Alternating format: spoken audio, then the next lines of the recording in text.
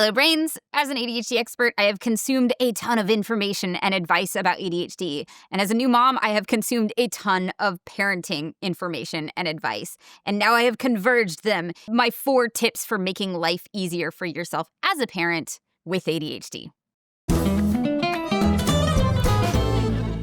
Tip number 1, do less. There is so much pressure, and there will always be pressure to do more. Your kid is behind. What about Jimmy? Jimmy is also doing soccer, and Jimmy's doing this, and Jimmy's doing that. Your kid doesn't have to, right? Like, I am definitely guilty of this. And from the moment my daughter was born, people were telling me, enjoy every moment. And I took that literally. I tried to cram so much joy into every moment. I tried to do all of the things that I was excited about, that she was excited about, that made either of us happy. And you know what? We ended up both real unhappy. So do less. Don't try to do all of the things. Curate. Curate down to the things that matter most to you right now. And if you can't get it down to that, go in seasons. Okay, right now you're doing swim lessons. If you're going to also do gymnastics, maybe stop the swim lessons and go do gymnastics for a while. Every single activity that we do adds not only the time and the executive function to get to and from that activity, but also all of these new relationships that you have to remember that kid's name and what that mom likes and who's allergic to what. And there are jobs that crop up. I put my daughter in a 2-hour-a-week co-op preschool that turns out to be 10 hours a week of commitment in terms of socializing, in terms of paperwork, in terms of the jobs that I have to do and the snacks that I have to cut. We take on too much. This would be too much for anybody, but because we like new, because we like novel, because we get excited and overcommit, we are committing to way too much. So that is the first tip that I am telling myself, my future self, and also you, do less. What is more important than doing all of the things is being present for the things you are doing and being able to be there for that. And by the way, everybody needs downtime. You need downtime, so does your kid. Do less. 2, externalize more. We are usually trying to hold way too much in our head. The mental load is real, and it's hard, and it's even harder when you have ADHD. The more we can get out of our own head, the better. Not only for our own mental load, but also so that we don't have to be interrupted every time somebody else in our family needs to know where they need to be, where the scissors are. It's better if we can get this stuff out of our head so that we are not carrying it all. Get it out of your head and into the shared family space. One way that my partner and I do this is we have a shared email so that if we get emailed about something to do with our child, we both get that information. I don't have to take on the extra burden of reading the email, understanding the email, re-explaining the email to him. We both get that information. Another way to do that is labeling bins and putting them in clear zones so that everyone in your family knows where to look for something so they don't have to come to you. And by the way, those labels can also help you too. And probably one of the most important ways, and something I hear again and again from parents in this community, is to have a family hub. Your family hub can be as easy as a calendar you hang on the wall and you write down what's going on what day, where people need to be. You can do a whiteboard. Some people use their fridge. That's where you put notes and updates. There's lots of different ways to do it. I use Skylight Calendar to externalize a lot. It is a digital household hub. It's a nice upgrade from like a large paper calendar on the wall or a dry erase board because it's digital, but it's still a physical object in your house. So it still kind of is that visual cue to remind people to check it. It has two-way sync with Google Calendar, which is what we use. So I'm able to automatically sync my events. My partner is able to sync his events. Our family calendar events are all synced to this. And then because it has two-way sync, if we need to change something, if we change it right from the Skylight, it also changes it on the Google Calendar, which is really good. I've talked about Skylight a lot before. I really, really like it. A lot of people in this community use it. If you've seen me talk about it before, you probably know I'm pretty excited about the meal planning feature. It's a way to externalize, like, what is it that we're eating? There are recipes that you can add to it. You can have it help you build recipes. I'll be honest, I'm not there yet. Like, every week I'm like, hey, can we meal plan for the week? And we're all like, no, we are too overwhelmed to do that. So what I finally realized is I don't need to know exactly what we're having every meal of the week. I just need to know who's responsible for it. And that's where we're at right now. So that's what I've done. When we were talking about it, he's like, oh yeah, I just figure I'm handling breakfast. I'm like, cool. I didn't know that. So let's externalize it. Let's get it on the calendar. You are the one making breakfast. Cool. Let's put that on the calendar so we are both aware of the fact that you are the one making breakfast.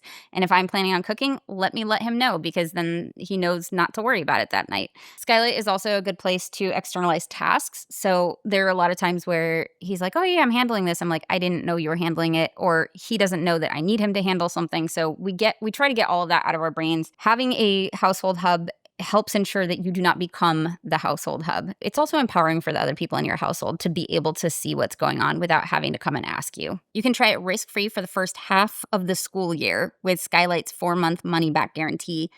The Skylight is available internationally, but if you live in the US, you can save $30 on either the 15-inch calendar or the 27-inch calendar max with my code HowToADHD30.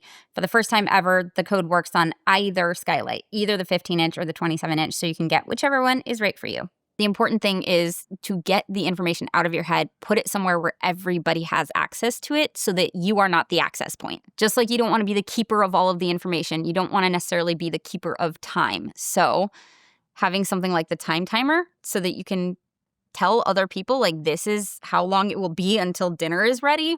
It's a great way to externalize time so that you're not constantly being interrupted. Like, is dinner ready yet? Is dinner ready yet? Is dinner ready yet?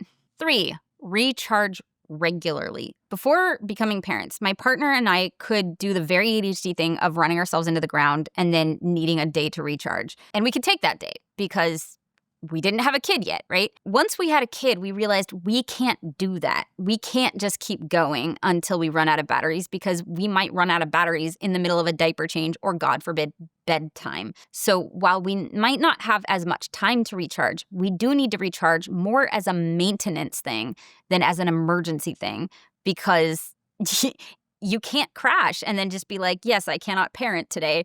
Not an option. Having regularly scheduled maintenance time where everybody knows that you are taking a break is going to be a lot more effective than trying to take the time when you need it. For one thing, everybody in your house can start to plan around it. I now know that when my partner gets home from work for an hour, I'm taking the kid. He needs his recharge time. He knows that for a few hours on Sunday night, I need him and the kid out of the house so that I can have the house to myself for my regularly scheduled maintenance time. This is just something that we build in because if we don't, we're not going to get to recharge when we need it, and that's not going to be good for anybody. Although I will point out that taking any time to recharge might rely on number 4, let other people help. I know, you shouldn't need help. You can do it. I get it. Other people won't do it right. You feel guilty asking for the help. I know. There are a lot of great reasons to not let other people help. But I will argue there are also some good reasons to let people help. 1, people like to help. It gives them the opportunity to feel like they're contributing. They get to feel good about themselves. They want their dopamine hits too. They want to help. Let them help. 2, if you don't let people help who are going to be regularly around your child, like your partner, they're not going to get better at it. If there's a disparity between how well you can do it and how well they can do it now, what do you think is going to happen if you then have years more experience than them? You're never going to get a break. They're not going to get any better because you are the one doing it all of the time, and you're going to get resentful and burn out. So let other people help. Let them try. Let them fail. Let them get better at it. Let them figure out their own way of doing it. For most things, that's okay. Most of the time, we need the help more than we need for it to be done exactly the way that we do it, although our brains might try to convince us otherwise, speaking from experience. 3, if they're helping with your child, it builds their relationship with your child. We want our children to have a strong social support network. We want them to be able to be okay when we're not around. And one of the ways that that can happen is if we let other people build up those relationships. And one way that they can build up their relationships with our children is by performing care tasks for them. And if we are insisting on doing all of the care tasks, we're actually hurting our kids' relationship with these other people in their lives, their other parent or allo parents, people who are not parents but are helping to raise your child, because it really does take a village. And also, it's good practice for us to learn to recognize where we might need help, where we might want help, where the help is helpful versus where it actually is something that we would like to do. It gives us experience too. It gives us the practice in learning to figure out what we need and where people can help and how to ask for that help and accept that help and sit with the discomfort of being helped. That's all good for our personal growth as well. All right, to recap, these are my top 4 tips. Do less, externalize more, recharge regularly, and let other people help. If you're a parent with ADHD, I would love for you to weigh in. Please let me know in the comments below. Is there anything that I missed? Which of these do you already do and how do you do it? I would love, love, love specific examples of what to do. I am still new to this parenting journey. My daughter is 18 months. What is that? 16 and a half years to go, at least. Thank you to our brain advocates and all our Patreon brains for supporting the work that we do, allowing us to do content like this, and helping us build this incredible community. If you would like to connect with the community, we do have a Discord server through Patreon. If you'd like to donate to the channel and get support from ADHD brains from all over the world, you can check that out. Like, subscribe, click all the things, and I will see you next video. Bye, brains.